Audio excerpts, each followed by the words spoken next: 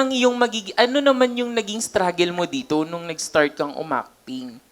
Nung nag-start po ako mag-workshop, ang first problem po na kinaharap ko is yung pagiging mahiyain ko po talaga.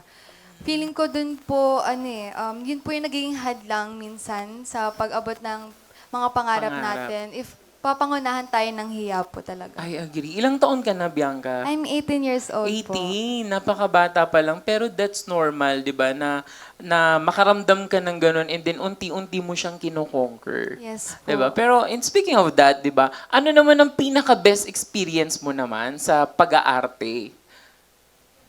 Siguro po yung